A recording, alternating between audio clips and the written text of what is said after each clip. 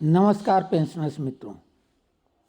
भारत सरकार ने उम्मीद से कहीं ज़्यादा आगे बढ़कर जैसी अपेक्षाएं हम लोगों की थीं, वाकई में उससे कहीं आगे बढ़कर 8वां वेतन आयोग की घोषणा कर दी है और उसके गठन की भी तैयारी शुरू हो गई है। तमाम फेडरेशन के नेताओं को भी पत्र जारी कर दिए गए हैं कि वो अपने सुझाव दें। फिटमेंट फैक्टर मुख्य आधार होगा वेतन वृद्धि का, पे रिवाइज का। सभी को मालूम है 1 जनवरी 2026 से ये लागू होगा। भले ही वेतन आयोग अपनी रिपोर्ट 2026 के किसी भी महीने में जून जुलाई तक भी सौंपेगा, लेकिन लाभ तो 1 जनवरी से ही मिलेगा। हमने इस संबंध में जो भी वीडियो अपलोड किए हैं वो 100% तथ्यात्मक रहे हैं। हमारे कल के एक जो इस संबंध में हमने वीडियो अपलोड किया था उसमें 2 लोगों ने नकारात्मक कमेंट्स किए। एक ने कहा आप झूठ बोलते हैं। तो श्रीमान जी, इस तरह की शब्दावली इस्तेमाल न करें, क्योंकि हमें इस बात से सख्त नफरत है। और ये हमारे मित्रों ने बताया कि ये जो प्रोपेगेंडा करने वाले हैं, आक्षेप लगाने वाले हैं, ये एजेंट हैं दूसरे यूट्यूब चैनलों के। क्योंकि हम बिना कोई एडवर्टाइजमेंट के, बिना किसी कमाई के, यानी बिना किसी लालच के, केवल इन यूट्यूबरों की पोल खोलने के लिए ही ये काम कर रहे हैं और सही जानकारी उपलब्ध करा रहे हैं। हमने व्हाट्सएप ग्रुप भी जो बनाया है वो भी कोई उसका शुल्क नहीं लिया है और उसमें काफ़ी प्रबुद्ध लोग जुड़े हुए भी हैं। तो हम आपके सामने वो प्रमाण रख रहे हैं जिसमें कि पूर्व वित्त सचिव सुभाष चंद्र गर्ग जी ने, जो कि अब सेवानिवृत्त हैं, 1983 के वो आईएएस कैडर जो राजस्थान का है उसके वो बैच से हैं। तो हम उनका जो साक्षात्कार है वो आपके सामने रखते हैं। और ये एक्सक्लूसिव 8वां वेतन आयोग क्या सरकारी कर्मचारियों को 186% वेतन वृद्धि मिलेगी।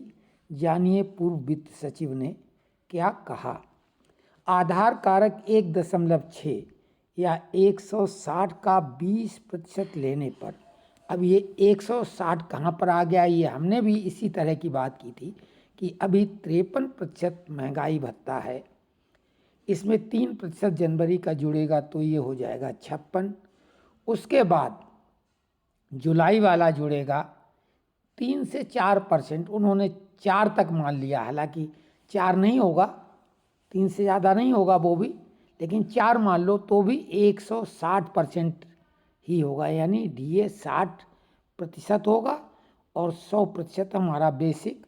तो 160 का 20% लेने पर 32 मिलता है।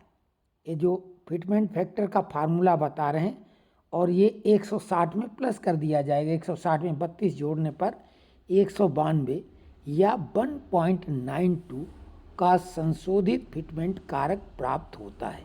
यदि हम अधिक उदार 30% वृद्धि मानते हैं तो गणना इस प्रकार होगी। 160 का 30% 48 है। इसे आधार कारक में जोड़ने पर 208 या 2.08 का संशोधित फिटमेंट कारक प्राप्त होता है। इसलिए वास्तविक फिटमेंट कारक 1.92 से 2 यानी 2.08 के बीच होने की संभावना है, गर्ग ने कहा। आपको याद होगा हमने 1.86 से आगे बढ़कर 1.98 फिटमेंट फैक्टर कहा था लगातार कि यहाँ तक हो सकता है, ये नहीं होगा। और अगर आप 1.92 और 2.08 के बीच का मार्जिन लगाएंगे तो 97 होता है। 1.97, हमने 1.98 बोला तो कितना करीब बोला, जबकि एक पूर्व वित्त सचिव जिस एंगल से सोच रहा है हमने उसी एंगल से सोच के बताया, इसीलिए हम कहते हैं हम 100% तथ्यात्मक बात करते हैं। अब इसके आगे क्या हो सकता है? अब आगे क्या होगा ये तो निगोशिएशन टेबल पे होगा, जहाँ पर मुख्य रूप से रोल होगा शिवगोपाल मिश्रा जी का। तो इसके आगे भी हम वाचन करते हैं। 8वां वेतन आयोग राजस्थान कैडर के 1983 बैच के आईएएस अधिकारी और भारत के पूर्व वित्त सचिव सुभाष गर्ग ने न्यूज़ 24 को दिए एक्सक्लूसिव इंटरव्यू में बताया कि सरकार अगले वेतन आयोग के तहत 1.92 से 2.08 के फिटमेंट फैक्टर को मंजूरी दे सकती है। उन्होंने कहा, एनसीजेसीएम चांद मांग सकता है, नेशनल काउंसिल जेसीएम चांद मांग सकता है। 2.86% का फिटमेंट फैक्टर चांद मांग रहा है, यानी चांद मांगने जैसा होगा, जो असंभव है। अब लोग तो 3% तक की बात कर रहे थे।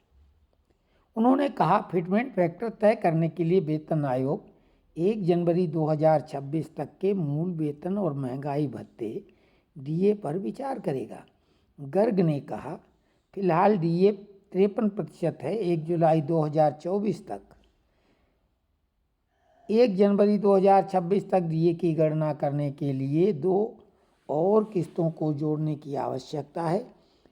1 जनवरी 2025 को दे और दूसरी 1 जुलाई 2025 को 7% की वृद्धि मानते हुए 1 जनवरी 2026 के लिए डीए लगभग 60% होगा।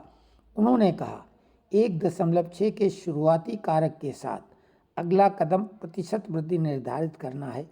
आमतौर पर वेतन आयोगों ने 15% से 30% तक की वृद्धि की सिफारिश की है। पिछले वेतन आयोग ने लगभग 14-15% की वृद्धि की सिफारिश की थी, मेरे आकलन में 1.6 के बेस फैक्टर पर लागू होने वाला। तो ये इन्होंने कहा है, और बिल्कुल यही बात एग्जैक्टली हमने कही है। हमारे पिछले वीडियो आप लोग जाके देख सकते हैं।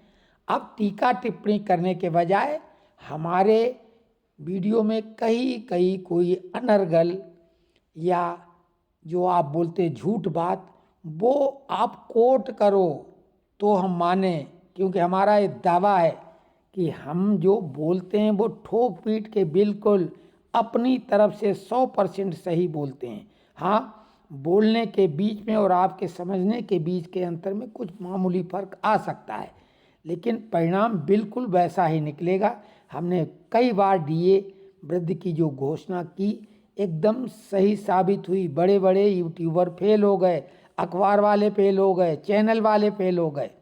और इस बार भी हमने बहुत पहले यानी अगस्त महीने में ही 2% जनवरी से महंगाई भत्ता बढ़ने की बात कही थी। साथ में ये कहा था अधिकतम 3% तब बढ़ सकता है जब अगर बहुत उछाल आ जाए अचानक। तो अभी भी महंगाई भत्ता जनवरी 2025 से 3% तक भी नहीं पहुंचा, 2% ही है, लेकिन हम ये मानते हैं कि 3% हो जाएगा। अभी आंकड़े 1-2 दिनों में आ जाएगा, हो सकता है शाम तक ही आ जाए। लेकिन आश्चर्य नहीं होगा अगर 2% रहे, क्योंकि अगर 0.8% अगर डिक्रीज हो जाए पिछले महीने के आंकड़ों में AICPI, तो 2% महंगाई रहेगा। अभी 3% हुई नहीं है, और लोग कई महीने पहले से 6% तक पहुंचा चुके हैं। तो कृपया उन लोगों को हम कह रहे हैं, क्योंकि आप हमारे चैनल पर आके कमेंट सावधानी पूर्वक करें। और एक सज्जन ने लिखा है, राजीव पांडे हैं या कौन है, उन्होंने लिखा होमवर्क करके आएंगे। हम तो होमवर्क करके आते ही हैं। कमेंट्स होमवर्क करके लिखो और हमारे वीडियो के आधार पर लिखो। आप कहीं कुछ भी सुन के आते हैं और यहाँ कमेंट्स लिखते हैं, तो ये चैनल कोई प्रोफेशनल या धंधे के लिए नहीं है, ये दूसरों की खबर लेने के लिए है। समझ रहे हैं? तो ये हमने जानबूझ के, यही जो आप चित्र देख रहे हैं, यही हैं सुभाष चंद्र गर्ग जी, जो कि पूर्व वित्त सचिव हैं।